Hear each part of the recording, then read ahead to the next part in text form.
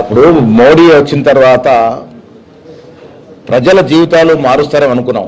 పేర్లు మార్చడానికి పరిమితం అయిపోయింది మోడీ సర్కార్. తెలుసా మీకు? దాదాపు 250-300 సంస్థల పేర్లు మార్చినారు. మహాత్మా గాంధీ యొక్క పేరును మండగం తీసేశారు. ఎంత అన్యాయం ఇది! పేర్లు మారుస్తే ఏమైందండి? మీ జీవితంలో బాగుపడుతుందా? నేను పేరు మార్పు మాట్లాడే వారికి ఇతో చెప్తా ఉన్నాను. పేరు మార్చుడు కాదు నాయన, మా జీవితాలు మార్చండి. బీదోళ్ళ జీవితాలు మార్చండి. మీ బీదోళ్ళ జీవితాల యొక్క ప్రమాణికలు పెంచండి.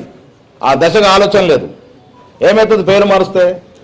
బొమ్మ పెడుతుందా? పేరు మారుస్తాను ఏమవుతుందండి? పేరు మార్పు లక్ష్యం ఏముంటుంది?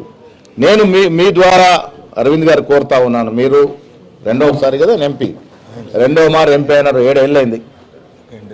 7 ఏళ్ళ నుంచి మీరు నిజామాబాద్ తీసుకొచ్చిన ఏదైనా పరిశ్రమ ఉంటే చెప్పండి. మీరు 7 ఏళ్ళ నుంచి వ్యవసాయ పరంగా తీసుకొచ్చారు చెప్పండి.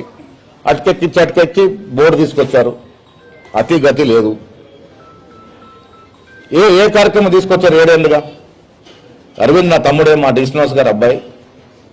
తమ్ముడి మీద నాకు కూడా ప్రేమ ఉంది. కానీ రాజకీయాలు మాట్లాడకుండా మీరు ఈ జిల్లాకి 7 ఏళ్ళుగా పార్లమెంట్ సభ్యుడిగా మీరు తెచ్చినటువంటి కార్యక్రమాలు ఒకసారి వివరిస్తే ప్రజలు సంతోషిస్తారు. పేర్ల మార్పుతో బీదవాడి జీవితాలు మారవు.